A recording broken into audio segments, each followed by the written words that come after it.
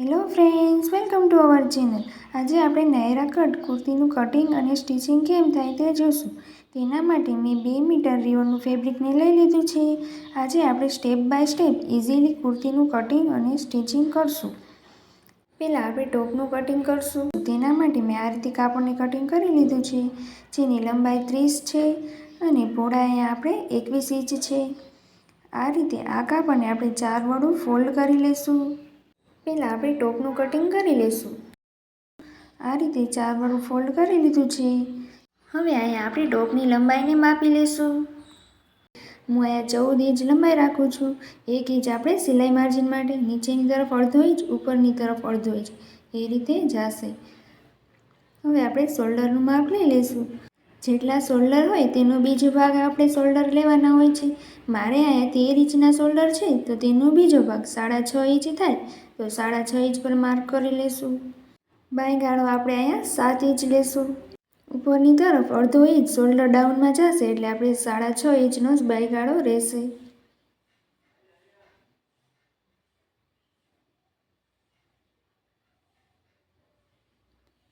આ રીતે અહીંયા આપણે આડી લાઈનને દોરી લેશું. હવે આપણે ચેસ્ટનું માર્કિંગ કરી લેશું. ચેસ્ટનો અહીંયા આપણે ચોથો ભાગ લેશું. મારે અહીંયા 32 ઇંચના ચેસ્ટ છે, તો તેનો ચોથો ભાગ 8 ઇંચ થાય, તો 8 ઇંચ પર હું અહીંયા માર્ક કરી લઈશ. હવે આપણે કમરનું માર્કિંગ કરશું. તો કમર અહીંયા મારે 28 ઇંચની છે, તો તેનો ચોથો ભાગ 7 ઇંચ થાય, તો આપણે 7 ઇંચ પર માર્ક કરી લઈશું.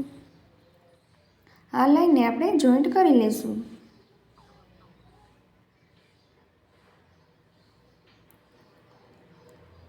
હવે આપણે સિલાઈ માર્જિન માટે અહીંયા 1.5 ઇંચ એક્સ્ટ્રા લેશું.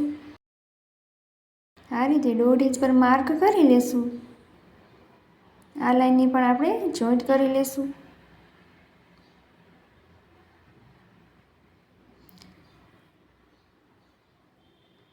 આમાં આપણે અડધો ઇંચ લૂઝિંગ છે અને 1 ઇંચ આપણું સિલાઈ માર્જિન છે. હવે આપણે અહીં બાયગાળાનો શેપ આપી દઈશું. પાછળના ભાગ માટે આપણે 1.5 ઇંચ પર માર્ક કરીને બાયગાળાનો શેપ આપી દઈશું.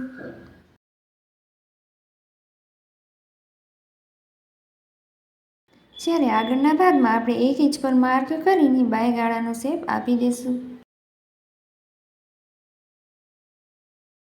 આ રીતે. હવે આપણે ગળાનું માર્કિંગ કરી લઈશું. તો ગળાની પહોળાઈ હું અહીંયા 3 ઇંચ લઉં છું. જ્યારે આગળના ભાગમાં ગળાની લંબાઈ હું અહીંયા 5.5 ઇંચ લઉં છું. આપણે જેટલી લંબાઈ રાખવી હોય તેટલી રાખી શકીએ છીએ. આ રીતે બોક્સ બનાવી લઈશું. આપણે તેમાં ગમે તેવો શેપ આપી દઈશું. હું અહીંયા રાઉન્ડ શેપ જ આપું છું. પાછળના ભાગમાં હું ગળાની લંબાઈ લઈ લઉં છું. અહીંયા હું ગળાની લંબાઈ 2 ઇંચ રાખું છું. આ રીતે આમાં પણ હું રાઉન્ડ શેપ આપી દઈશ. હવે આપણે શોલ્ડરેથી અડધો ઇંચ આ રીતે ડાઉન કરી લઈશું. આ લાઈનને આપણે ક્રોસમાં જોઈન્ટ કરી લઈશું.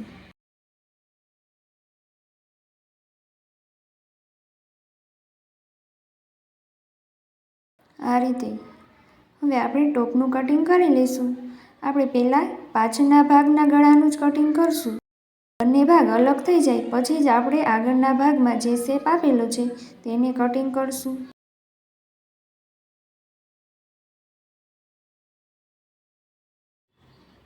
અહીંયા આપણે ફોલ્ડેડ સાઈડ છે તેને પણ આપણે આ રીતે કાપડને ગોઠવીને કટિંગ કરી લઈશું.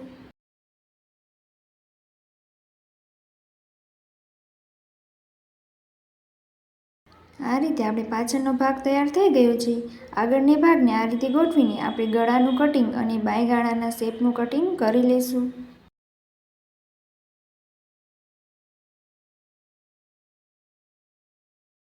આ રીતે આપણે બંને ભાગને હવે સાથે લઈ લઈશું. નીચે આપણે ટક્સનું માર્કિંગ કરી લઈશું. આપણે સિલાઈ માર્જિન માટે જે 1.5 ઇંચ એક્સ્ટ્રા લીધું હતું તેને આપણે બાદ કરીને પહેલાં આપણે 1.5 ઇંચ પર માર્ક કરી લઈશું. આ રીતે.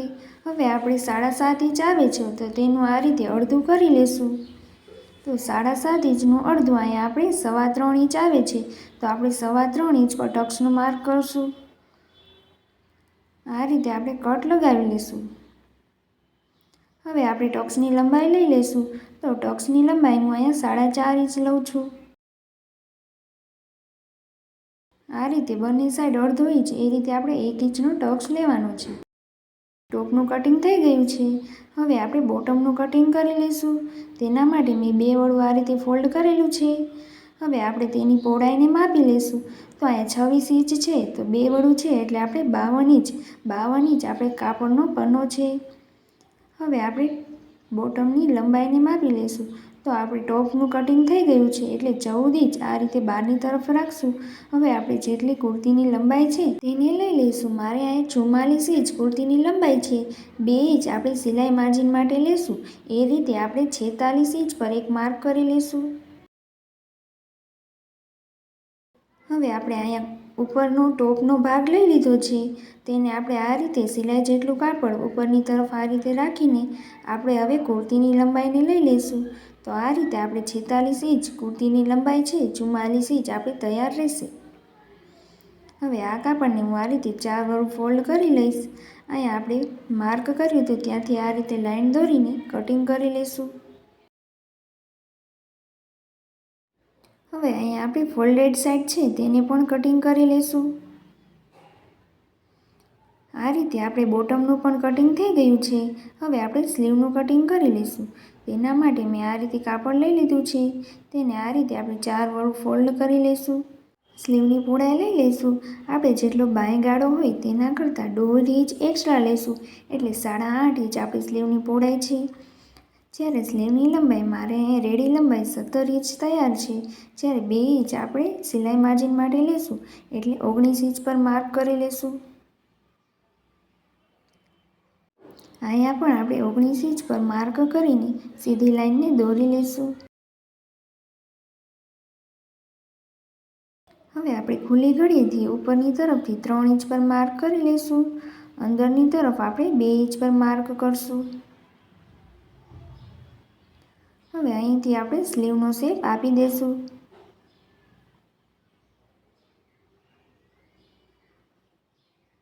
આગળના ભાગ માટે પણ આપણે અહીંયા સ્લીવનો શેપ આપી દઈશું. આ રીતે હવે આપણે બોટમનું માર્કિંગ કરી લઈશું. મારે અહીં તૈયાર બોટમ 5 ઇંચની છે. એમાં 1.5 ઇંચ આપણે સિલાઈ માટે રાખી 6.5 ઇંચ પર માર્ક કરી લઈશું. આ લાઈનને આપણે આ રીતે જોઈન્ટ કરી લઈશું. હવે આપણે સ્લીવનું કટિંગ કરી લઈશું.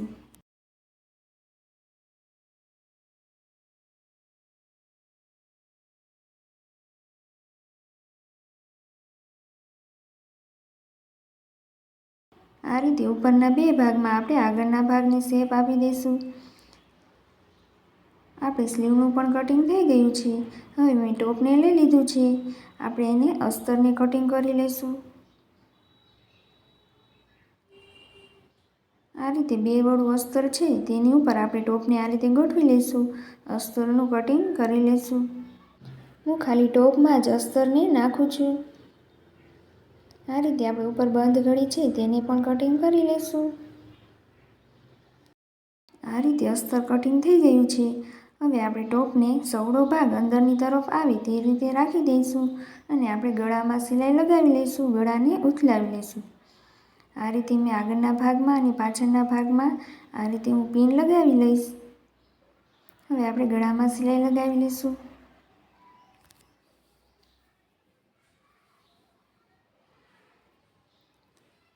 હવે આપણે અસ્તરને કટિંગ કરી લઈશું.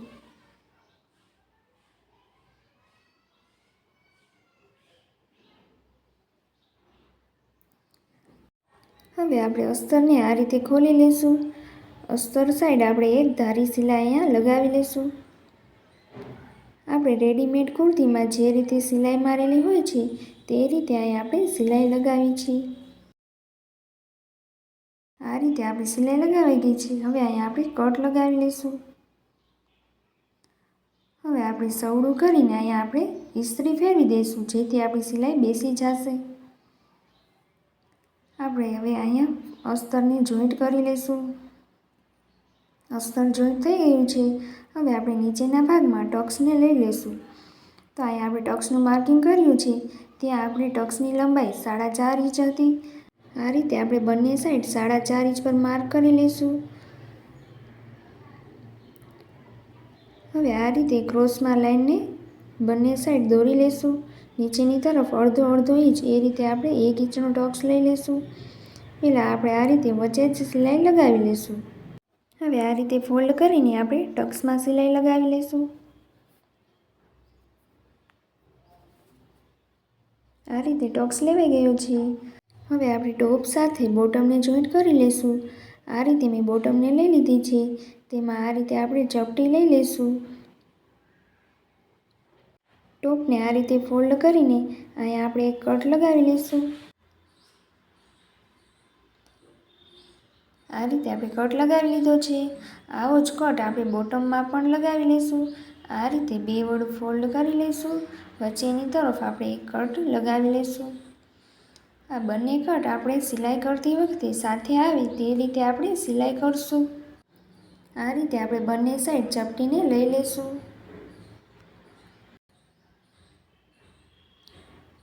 અહીંયા આપણે 1.5 ઇંચ સુધી સળંગ એમનેમ જ સિલાઈ લગાવી લઈશું. આ રીતે હવે અહીંયાથી આપણે ચપટી લેવાનું ચાલુ કરશું.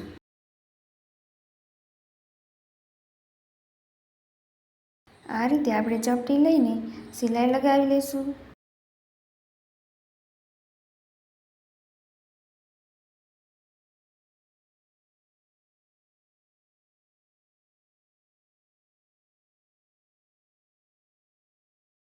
આ રીતે આપણે ચપટી લેવાઈ ગઈ છે, જોઈ શકો છો. બંને ભાગમાં આપણે આ રીતે ચપટી લઈ લઈશું. હવે આપણે શોલ્ડરને જોઈન્ટ કરી લઈશું. આ રીતે આપણે શોલ્ડરમાં સિલાઈ લગાવી લઈશું. શોલ્ડર જોઈન્ટ થઈ ગયા છે. હવે આપણે સ્લીવને લઈ લીધી છે. સ્લીવમાં આપણે નીચેની તરફ આ રીતે પટ્ટીને પહેલાં વાળી લઈશું. પટ્ટી વળાઈ ગઈ છે. હવે આપણે સ્લીવને લગાવી લઈશું. તો આપણે સ્લીવમાં જે રીતે શેપ આપેલો છે તે રીતે આપણે આગળના ભાગ માટે જે નાનો ભાગ હોય તે આગળ લગાવશું, મોટો ભાગ આપણે પાછળની તરફ. એ રીતે આપણે સ્લીવને આ રીતે ગોઠવીને સિલાઈ લગાવી લઈશું. સ્લીવ આપણી લગાવાઈ ગઈ છે. હવે આપણે કુર્તીનું ફિટિંગ કરી લઈશું. આપણે બાંય ગાળાથી આપણે નીચે અહીંયા 13 કે 14 ઇંચ પર માર્ક કરીને ત્યાં સુધી આપણે સિલાઈ લગાવી લઈશું. હું અહીંયા 13 ઇંચ પર માર્ક કરીને 13 ઇંચ સુધી આપણે સિલાઈ લગાવી લઈશું. પછી આપણે નીચેની તરફ કાપાને વાળી લઈશું. આ રીતે આપણે કાપાને વાળી લઈશું.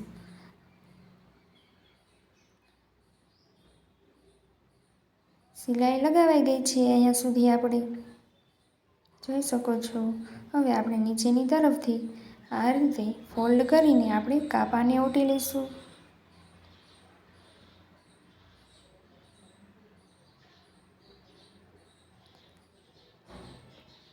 આ રીતે સોયની અંદરની તરફ રાખીને સામેના ભાગમાં આપણે આ રીતે સિલાઈ લગાવી લઈશું. હવે અહીંયા પણ આપણે સિલાઈ લગાવી લઈશું. આ રીતે આપણા કાપા ઓટાઈને તૈયાર થઈ ગયા છે. હવે આપણે નીચે બોટમને પણ આ રીતે ફોલ્ડ કરી લઈશું. આપણી નાયરા કટ કુર્તી સિવાયની તૈયાર થઈ ગઈ છે, જોઈ શકો છો. જો તમને મારો આ વિડીયો યુઝફુલ લાગ્યો હોય તો લાઇક, શેર એન્ડ સબસ્ક્રાઈબ જરૂર કરજો. Thank you for watching.